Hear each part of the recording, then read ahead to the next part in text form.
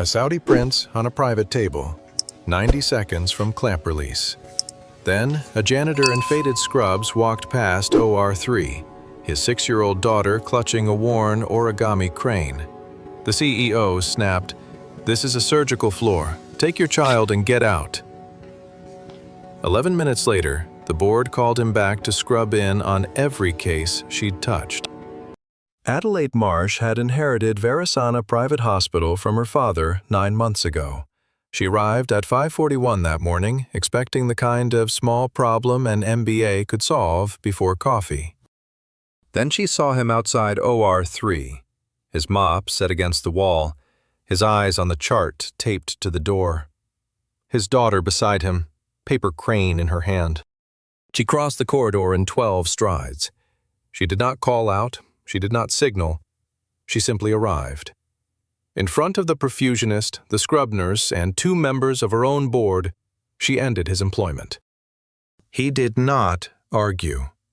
He did not raise his voice. He did not point to the chart. He took his daughter's hand and walked toward the staff exit beside the locker room. What no one in that corridor knew was that the man she had just fired was the only board-certified cardiothoracic surgeon credentialed in the building. Stay with this one. It earns it. To understand what happened in those 11 minutes, you have to go back to the hallway outside OR3 at 5:38 that morning. Verasana Private Hospital sat on a slope above the river, 4 stories of pale stone and lacquered surgical blue-green tile, the kind of private hospital where Saudi royalty flew in by helicopter, and the elevators played nothing.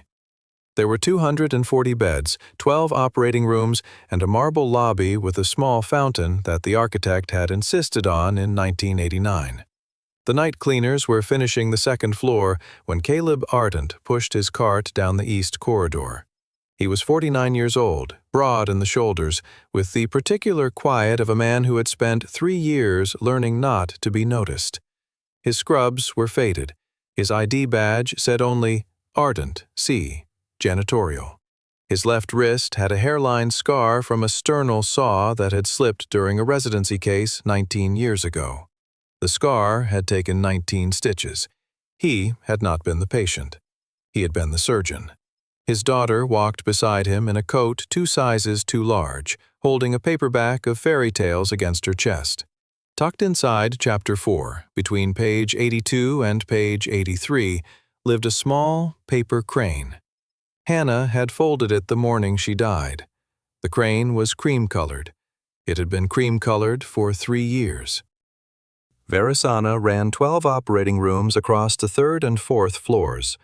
OR3 was the smallest, with a single fixed-arm imaging boom and lacquered walls in the same surgical blue-green that ran through the lobby.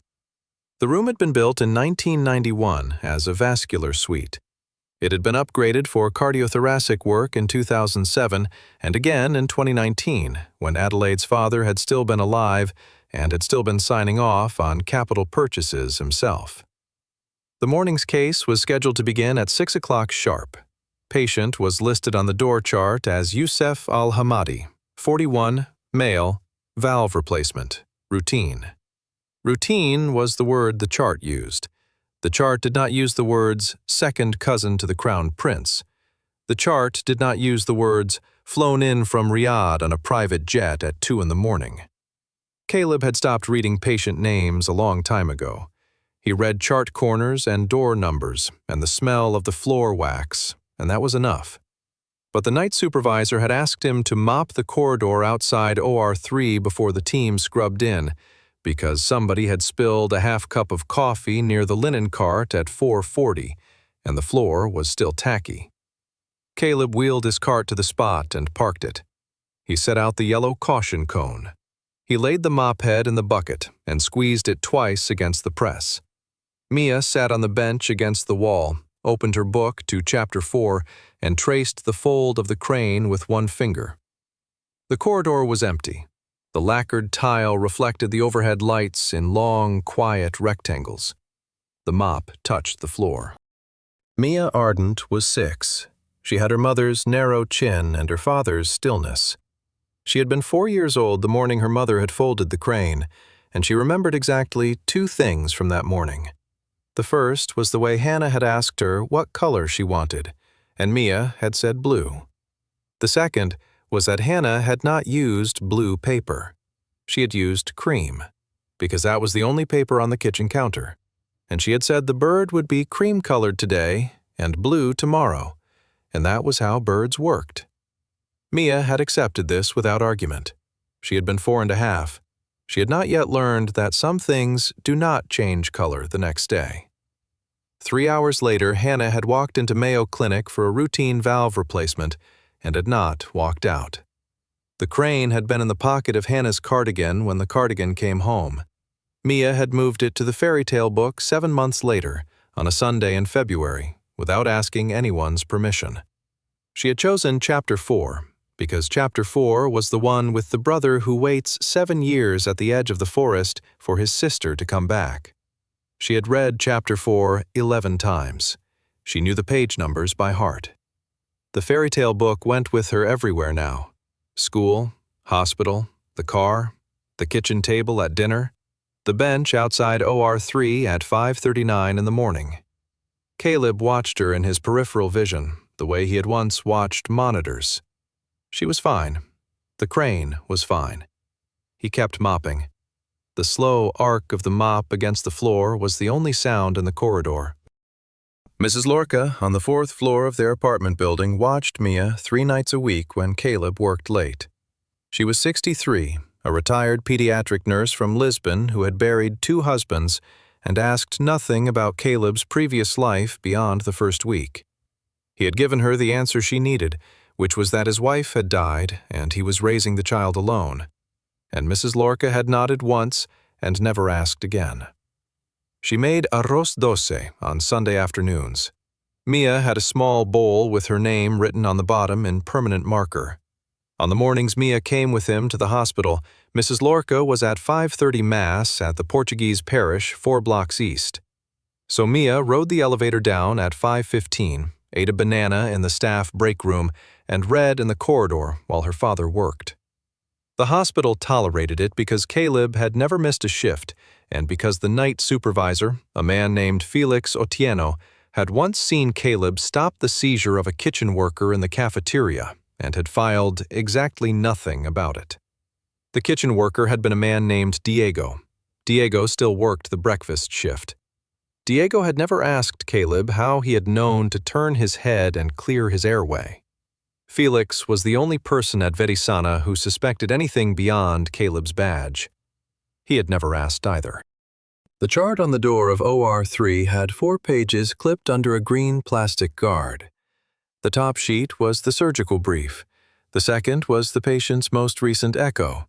The third was a printed angiogram. The fourth was the valve specification: model number, size, manufacturer, lot.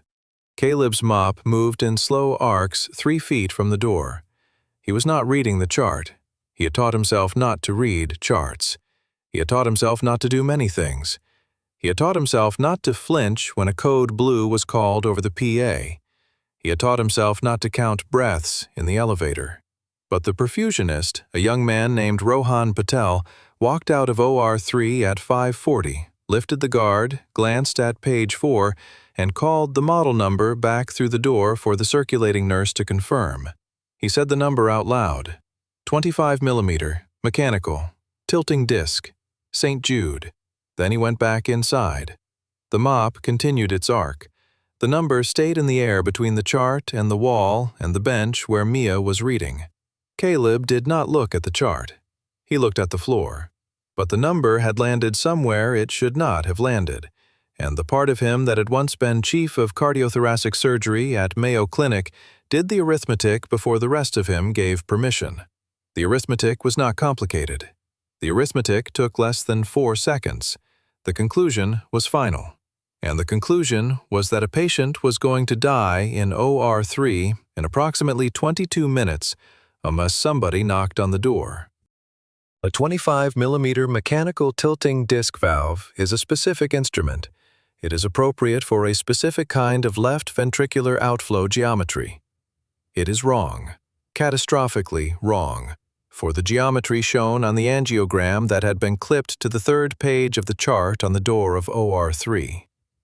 The angiogram showed a small annulus, an unusually steep aortomitral angle, and a left ventricle that had hypertrophied in a way Caleb had seen exactly 6 times in his career, all of them in patients of Levantine descent with a particular congenital variant.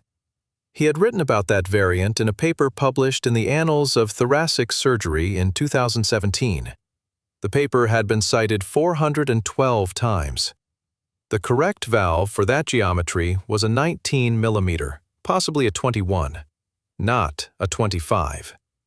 A 25 would impinge on the anterior leaflet of the mitral valve within seconds of clamp release. The patient would not make it off the table. The patient would not make it 90 seconds past clamp release. The autopsy report would call it a sudden intraoperative arrhythmia of indeterminate origin, and the hospital's risk management department would settle quietly with the family in a low 8-figure number. Caleb's mop stopped moving. He had not looked at the chart.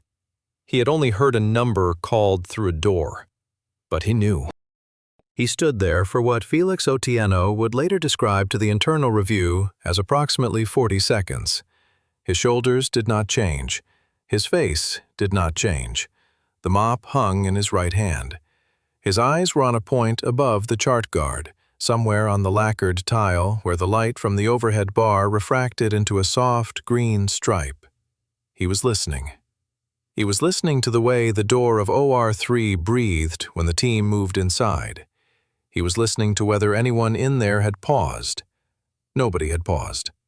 The perfusionist was prepping the circuit. The scrub nurse was opening the valve tray. The anesthesiologist was setting lines. The surgeon, whose name Caleb did not yet know, was at the scrub sink 12 feet away on the other side of the wall. Nobody in that room had looked at the angiogram and the valve specification on the same page. Nobody had done the arithmetic. Caleb thought about Mia on the bench. He thought about Hannah, just for a fraction of a second, the way the mind thinks of a person you cannot help anymore when you are about to try to help someone else. He thought about the kitchen drawer at home and the badge inside it, and the silence he had chosen for 3 years. Then he set the mop against the wall. He turned to Mia. He said her name once, just her name. Mia. 3 years ago, in the July before the July when Hannah died, Caleb had been the youngest chief of cardiothoracic surgery in the history of the Mayo Clinic. He was 46. He had 812 cases on his record, a complication rate that the department chair described, in writing, as statistically improbable, and a habit of arriving at the hospital at 4:40 every morning to walk the floor before the residents arrived. He had 2 loves, his wife and the work. They were not in competition.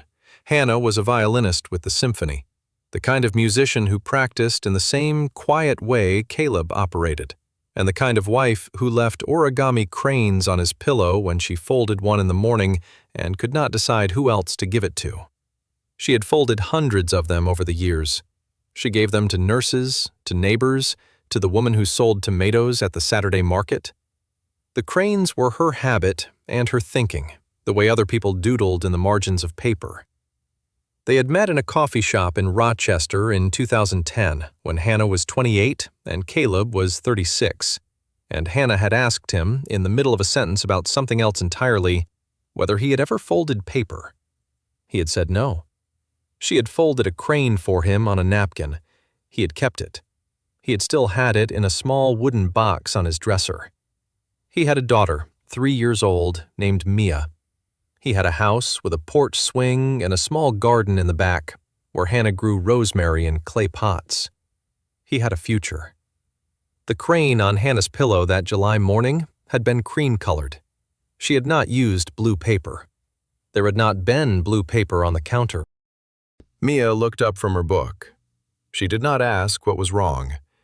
She had stopped asking that question a long time ago, the way children stop asking when they have learned that the answer is a face their father makes that he cannot soften. She closed the fairy tale book. The crane stayed in chapter 4. She tucked the book under her arm and stood up from the bench. She did not say anything, She did not need to. Caleb walked to the door of OR3. He did not look at the chart. He knocked once. A short, clean knock with the second knuckle of his right index finger. The kind of knock a surgeon uses on a scrub sink mirror to get the attention of a resident. The kind of knock that says, "I am not asking permission. I am asking attention." Inside the room, somebody said, "Come in." Caleb did not open the door. He spoke through it. He said, very quietly, "The valve on the chart is wrong for the angiogram on the chart. Please pause." Then he stepped back. He waited. The corridor was so quiet, he could hear the heating vent above the bench cycle on and then cycle off. Mia stood 3 feet behind him with the book against her chest. Neither of them moved. The clock above the nurse's station at the far end of the corridor ticked from 5:43 to 5:44. The door of OR3 opened 22 seconds later. The man who opened it was named Dr. Levi Beaumont. He was 31. He had been a cardiothoracic fellow at Verasana for 4 months. He had trained at a good program in Houston. He had a wife, a son who was 8 months old, and a kind of nervous brilliance that the senior surgeons described as promising and the senior nurses described as something else. He had been pulled onto this case at 12 hours' notice because Adelaide Marsh had personally moved a senior attending off it. His father sat on the board of the Riyadh-based insurer. He had not been told this.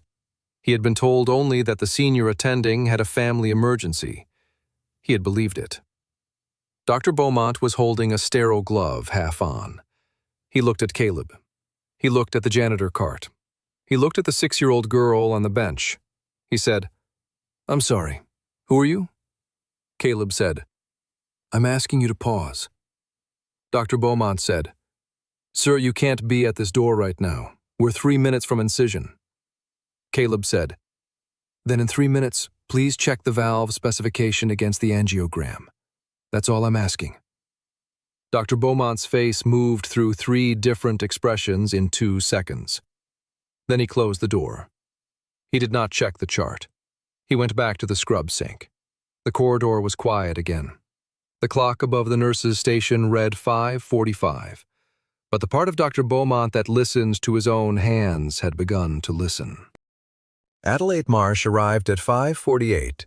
She had been in her office on the 4th floor reviewing a press release about the hospital's new partnership with a Riyadh-based health insurer. She came down because her chief of staff had radioed her that there was an incident at OR3 involving a janitor. Adelaide was 34. She had inherited Verasana 9 months ago when her father, a cardiologist who had built the hospital himself in 1989, had died of pancreatic cancer in his own ICU. She had an MBA from Wharton. She had spent 4 years at a consulting firm in Boston before her father had brought her in as director of strategic operations. She had never been a clinician. She did not believe she needed to be one. The Saudi delegation that morning represented a contract worth $92 million over 6 years. She had negotiated it herself in Riyadh in February. She had pulled the senior attending off the case at 6 o'clock the previous evening by direct email and put Dr. Beaumont on it instead because Dr. Beaumont's father sat on the Riyadh-based insurer's board, and because Adelaide had calculated that a successful case with the son holding the scalpel would shorten the next contract negotiation by a quarter. She walked down the east corridor flanked by her chief of staff and the head of communications. She did not run. Running was not a thing Adelaide Marsh did. She arrived at the door of OR3 at 5:49. She saw the janitor cart. She saw the 6-year-old girl on the bench. She saw the man in faded scrubs standing 2 feet from the door of an active surgical suite. The chief of staff, a man named Bram Voss, leaned toward Adelaide's left ear and said something brief. He said it twice. The first time was about liability. The second time was about the Saudi delegation that was scheduled to arrive at 7. Adelaide listened to both sentences. She did not look at Bram. She looked at Caleb. She looked at the small girl on the bench. She did not look at the girl long. The communications director, a woman named Petra Hale, took out her phone and began typing. Petra would later swear, in writing, that what Adelaide said next was delivered in the same tone she used for budget approvals. Adelaide said, "What is your name?" Caleb said his name. Adelaide said, "And what are you doing at this door?" Caleb said, "I asked the surgeon to pause. There's a valve specification on the chart that doesn't match the angiogram on the chart. I'd like him to verify it before incision." Adelaide said, "Are you a surgeon, Mr. Ardent?" Caleb said, "I'm a janitor here, ma'am." Adelaide nodded once. Bram exhaled. Petra stopped typing. Adelaide said, "Mr. Ardent, the surgical team in that room represents over 40 years of combined training. They do not require a janitor's opinion on valve specifications. You have stopped a procedure that has a patient under anesthesia. Do you understand what you have done?" Caleb said, "Yes, ma'am." Adelaide said, "I am not going to call security, because I do not want this corridor on a security report when the delegation arrives. What I am going to do is end your employment here, effective now. Please collect your things. Please take your child. Please do not return to this floor or any other floor of this building. Do you understand me?" Caleb said, "Yes, ma'am." Adelaide said, "Bram will walk you to the staff exit." She turned to Bram. She said, "Make sure he signs the termination acknowledgement at the desk. Have HR process the final paycheck through close of business today. No severance." Then she turned back to the door of OR3 and knocked twice, briskly, and said through the door, "Proceed, doctor. I apologize for the interruption." She did not wait to hear a response. She did not look at the chart taped to the door. She did not look at the small girl on the bench. She turned and began walking back toward the elevator. The clock above the nurse's station read 5:51. Caleb did not argue. He did not raise his voice. He did not point to the chart on the door behind Adelaide's shoulder. He turned to the bench. Mia had already stood up. She had the fairy tale book against her chest, both arms wrapped around it the way she carried it when she sensed the weather of the room had changed. He reached for her free hand. She gave it to him. He did not say anything to her. She did not say anything to him. He nodded once at Felix Otieno, who had appeared at the far end of the corridor and was standing very still beside the linen cart. Felix did not nod back. Felix's hand was on the radio at his belt.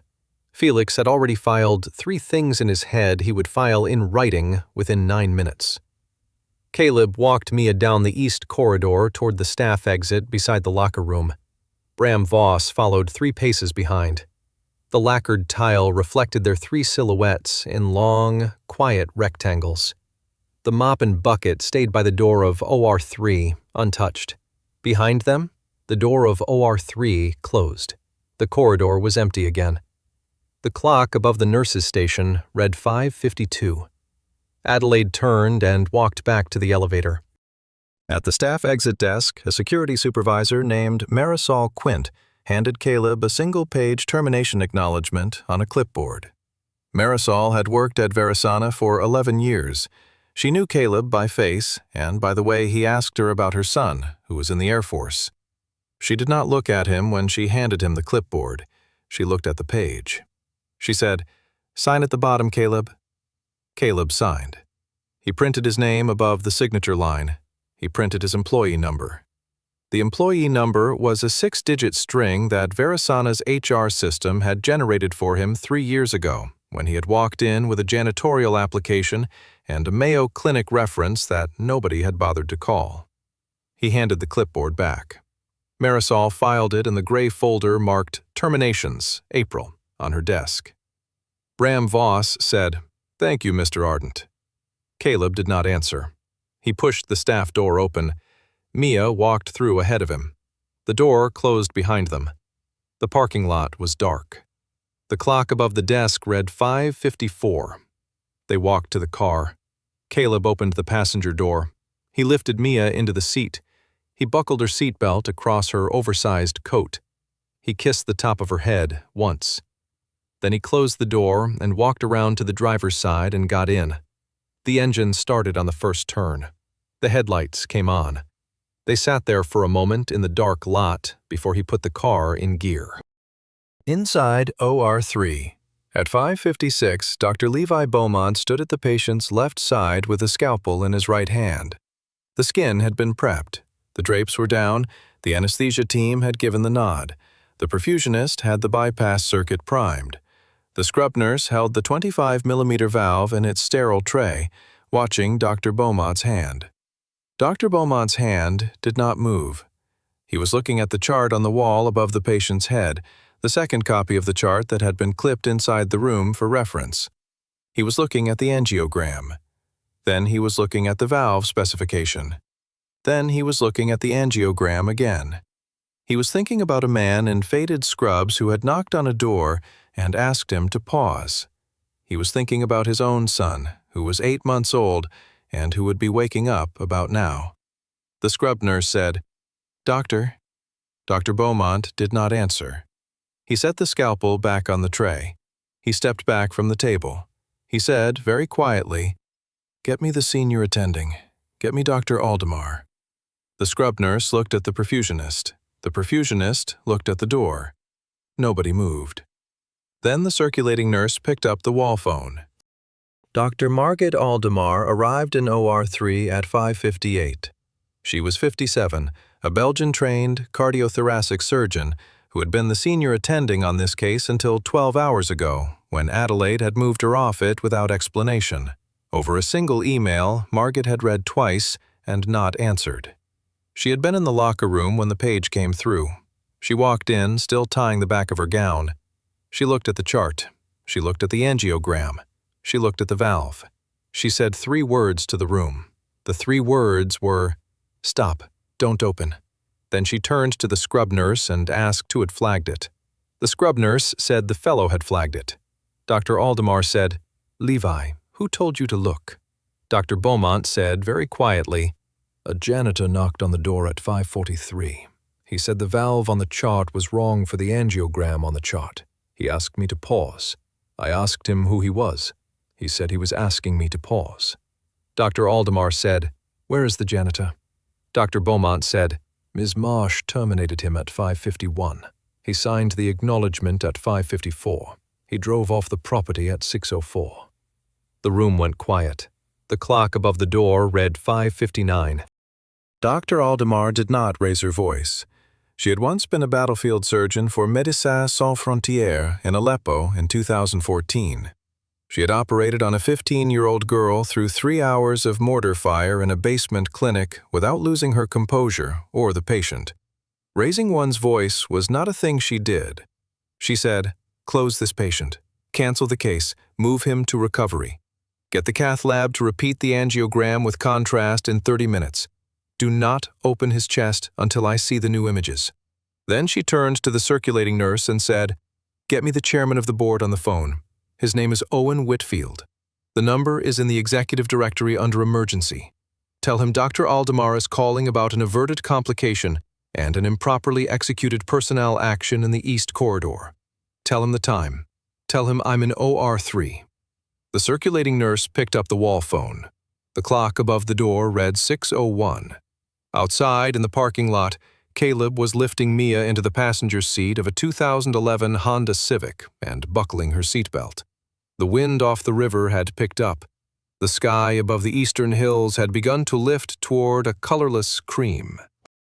Owen Whitfield was 68, a retired thoracic surgeon and the founding chairman of Verasana's board. He had operated alongside Adelaide's father in 1989. They had performed the first 3 cases in OR3 together that spring, before there were even drapes for the imaging boom. He had hired Adelaide 9 months ago because his old friend had asked him to, on the 3rd to last day of his life, and because he had believed she would grow into the role. He answered his phone in his kitchen at 6:03. He had been standing at the counter with a cup of black coffee and an open newspaper. He listened for 2 minutes without interrupting. He asked Dr. Aldemar one question, which was whether the janitor had signed anything. Dr. Aldemar said the janitor had signed a termination acknowledgement at the staff exit at 5:54. Owen Whitfield said, "What is the janitor's name?" Dr. Aldemar said, "Caleb Ardent." There was a pause on the line. Owen Whitfield set his coffee cup down on the kitchen counter. He said, "Margit, did you say Caleb Ardent?" Dr. Aldemar said yes. Owen Whitfield said, "I am leaving my house in 4 minutes. Do not let anyone speak to the press. Do not let Adelaide Marsh leave the building. I will be there in 26 minutes."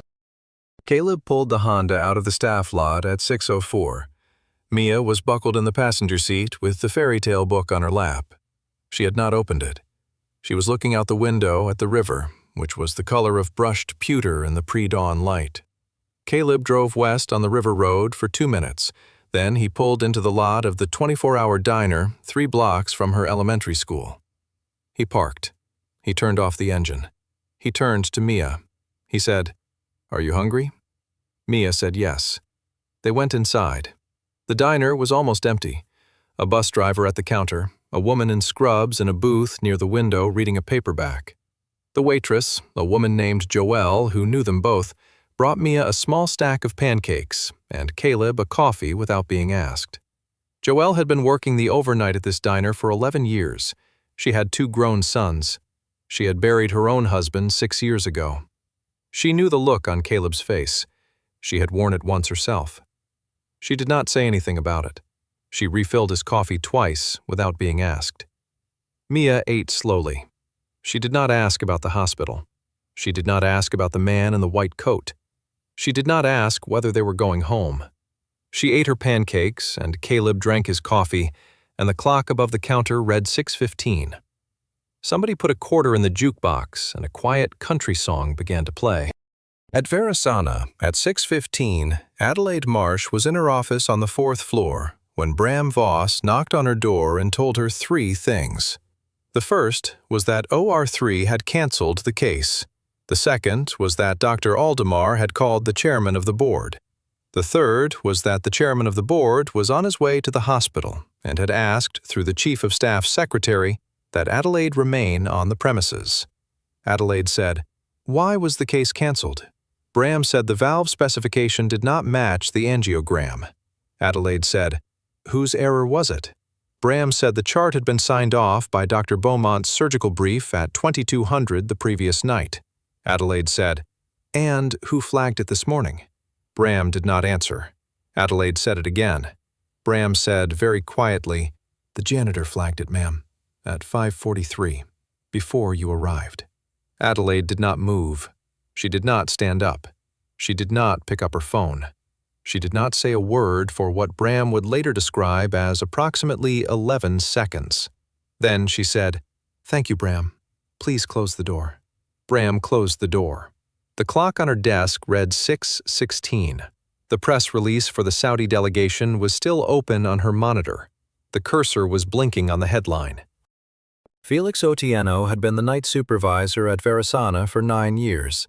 He had emigrated from Nairobi in 2009 with a wife and 2 children, and a degree in industrial engineering that no American hospital had ever asked to see. At 6:12, he had walked back down the east corridor with a clipboard and a small camera that the hospital had issued him for incident documentation. He had photographed the chart on the door of OR3 before anyone took it down. He had photographed the angiogram. He had photographed the valve specification. He had photographed Caleb's mop still against the wall and the bucket still beside it.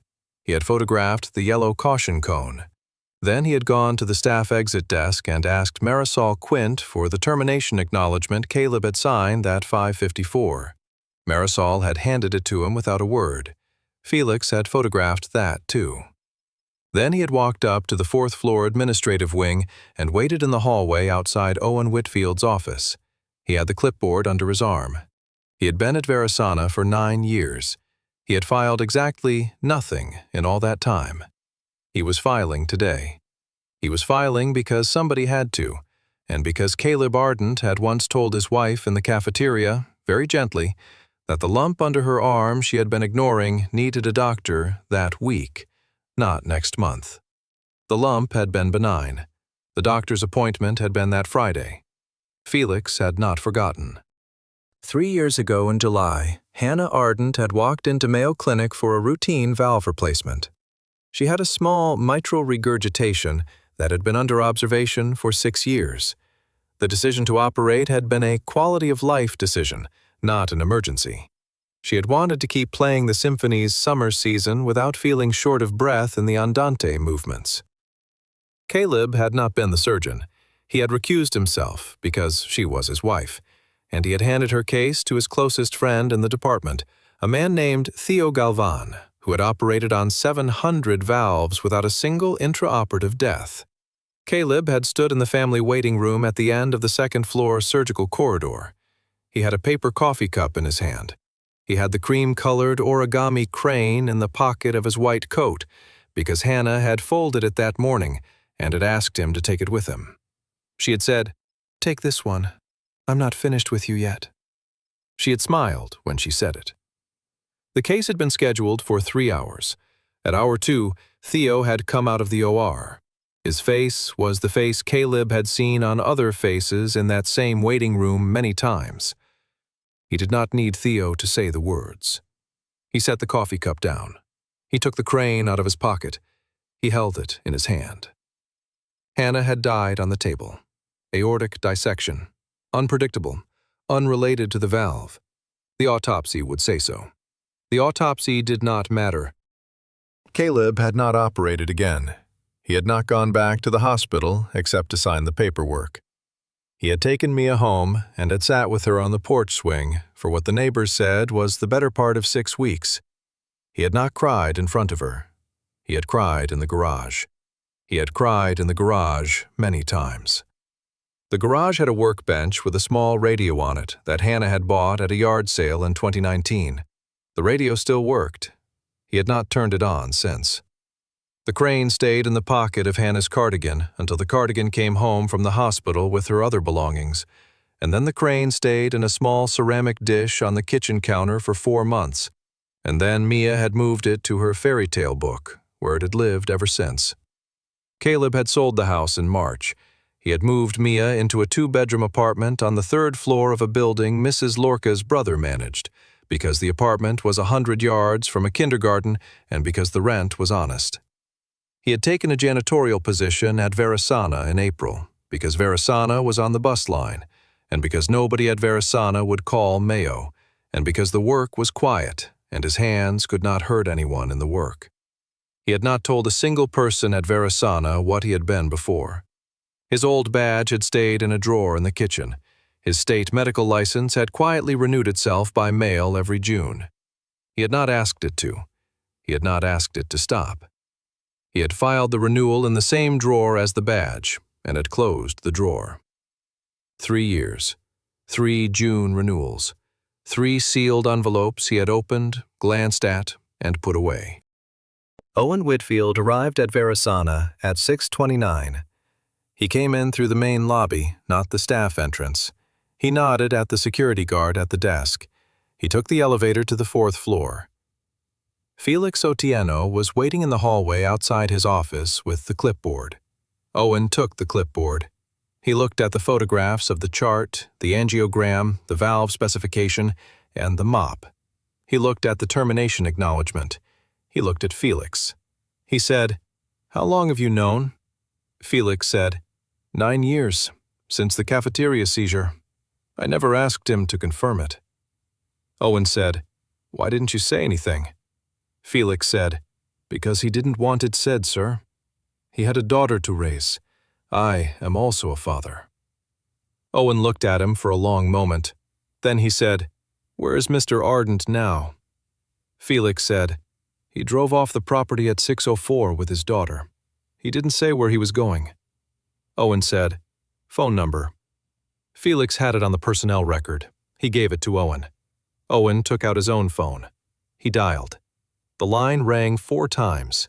Caleb answered on the 5th ring. He was sitting in a booth at a 24-hour diner 3 blocks from Mia's elementary school. The clock above the counter read 6:31. Owen Whitfield said, "Caleb?" Caleb said, "Owen." There was a pause on the line.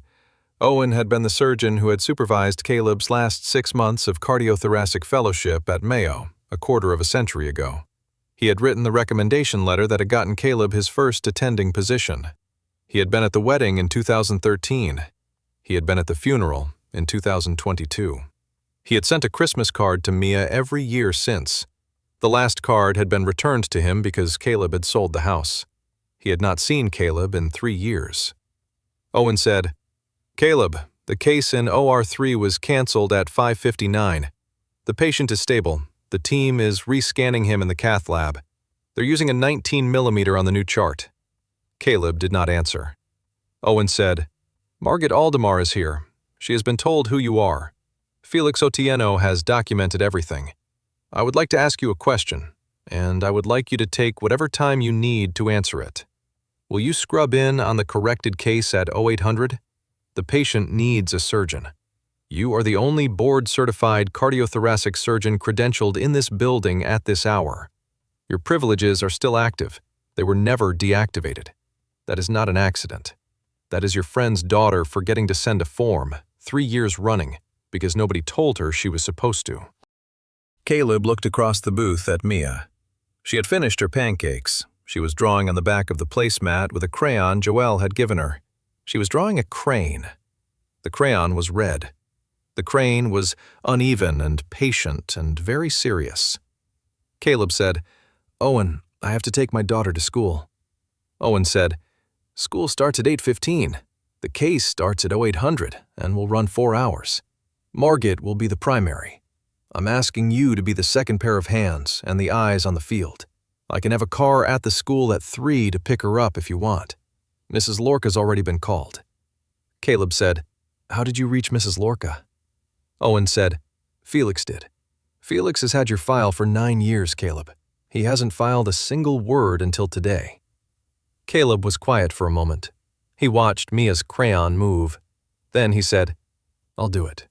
Under 3 conditions. 1, I pick her up from school myself at 3. Nobody else. Not a car, not a driver. Me. 2, the patient's family is told the truth about the chart error before the case begins, in plain language, in their own language. 3, nobody puts my name in a press release. Not today, not next week, not ever." Owen Whitfield agreed to all 3 conditions. He said the car would not be necessary. He said Margit would handle the family conversation in Arabic, which she spoke. He said the press release would not exist.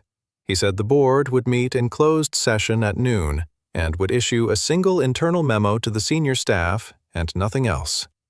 Then he said one more thing, very quietly. He said, "Caleb, Adelaide Marsh is in her office.